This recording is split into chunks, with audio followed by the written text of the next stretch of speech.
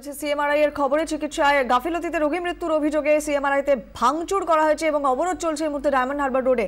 আমাদের আরেক প্রতিনিধি কমলাক্ষ ভট্টাচার্য আমাদের সঙ্গে এই মুহূর্তে টেলিফোনে রয়েছেন। কমলাক্ষ, রোগীর মৃত্যু ঘটেছে এবং চিকিৎসায় গাফিলতির অভিযোগ তুলছেন পরিবারের লোকেরা, ঠিক নির্দিষ্ট করে কি অভিযোগ, কি গাফিলতির কথা বলছেন তারা? কোয়েল, দেখো, গতকালই অসহ্য পেটে যন্ত্রণা নিয়ে এই রোগিনীকে ভর্তি করা হয় সিএমআরআই হাসপাতালে। ভূকৈলাস রোডের বাসিন্দা এই রোগিনী এবং তার পরিবারের লোকজন যখন হাসপাতালে আসেন সেই সময় থেকেই এই ডায়মন্ড হারবার রোডের এই যে সংশ্লিষ্ট হাসপাতাল, সেই হাসপাতালটি টাকার জন্য চাপ দিতে থাকে, এমনটাই অভিযোগ করছেন রোগীর পরিজনেরা। একেবারে অ্যাডমিশনের সময় থেকেই টাকার জন্য চাপ দিতে শুরু করে এবং তারপর সেই পরিবারের যে অভিযোগ যে আজকে যখন এই রোগীর মৃত্যু হয় সেই সময় পর্যন্ত চিকিৎসায় কোন রকম চিকিৎসা করা হয়নি। এই রোগিনীকে 4 ঘন্টা পড়েছিলেন এই রোগিনী, এমনটাই অভিযোগ করা হচ্ছে যে চিকিৎসা না করে বরঞ্চ টাকার জন্য পরিবারের উপর অতিরিক্ত চাপ দেওয়া হয়েছে এবং এই কারণেই মৃত্যুর পর স্বাভাবিকভাবেই রোগীর পরিজনেরা তারা খেপে ওঠেন। এলাকা থেকে আশপাশ থেকে বিভিন্ন লোক জড়ো হয়ে যায় এবং হাসপাতালের মধ্যে ভাঙচুর চলে এবং এই মুহূর্তে ডায়মন্ড হারবার রোড অবরোধ চলছে। সেখানে রাস্তার উপর বসে পড়েছেন ওই রোগীর পরিজনেরা বা তার আত্মীয়রা এবং বিভিন্ন জায়গা থেকে ফোন করে তারা বিভিন্ন পড়শি আত্মীয় স্বজনদের পাচ্ছেন। তার কারণ এই বিষয় নিয়ে তারা এতটাই ক্ষিপ্ত হয়ে উঠেছে যে পরিস্থিতি ক্রমশ ঘোরালো হচ্ছে।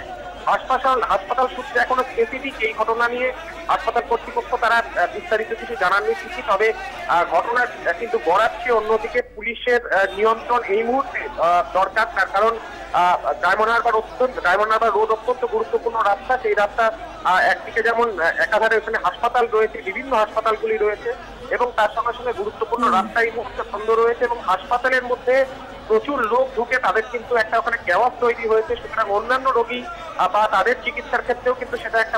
আমাদের সঙ্গে থাকো, পরিবারের লোকজন কি বলছেন শুনে নি একবার। এরা বললো কালকে 10:30 11টার সময় কথা হচ্ছে, 11টার সময় পরে আমাদেরকে বলছে টাকা জমা করো 1.5 লাখ টাকা, ইমিডিয়েটলি অপারেশন হবে। ঠিক আছে, আমরা জোগাড় করলে 40,000 টাকা দিয়েছি। আমি কালকে সকালবেলা টাকা কালকে আমি টাকা দিয়ে দেবো। ঠিক আছে, ওইটা 1-2 ঘন্টা পরে বলেছে অপারেশন সেটা রেডি করেছে। ওর পাস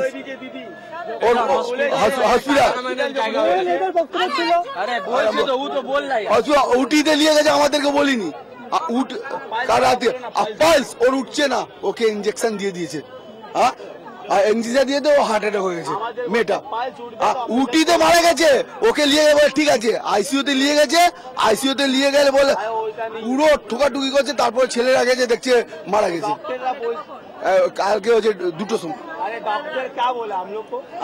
আমাদের বললো যে পেশেন্টের অবস্থা খুব খারাপ, পালস উঠবে তখন আমরা অপারেশন করব।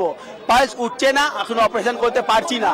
পালস উঠলো না, ওকে অজ্ঞান করে দিয়েছে। যখন অজ্ঞান করে, ওর বড় দাদা আছে, পালস উঠলো না, ওকে অজ্ঞান কেন করলো ডক্টররা জানে এখন পালস উঠিনি কেন অজ্ঞান করলো। আমরা পাড়ার ছেলেরা গিয়ে ভাঙচুর করে দিলে কি করবো, মার্ডার করে দিলে তো কি করবে, কিচ্ছু করলো না। এটা হসপিটালটা এখন হয়ে গেছে টাকা কামানোর জায়গা। কোন পেশেন্ট মারা যাচ্ছে তাকে জানেন না, আপনি প্রথমে টাকা জমা দেন, টাকা জমা করুন। এখানে টাকা জমা করার নামে কি হচ্ছে, পেশেন্ট ডেড পেশেন্ট, তার থেকে টাকা নিচ্ছে।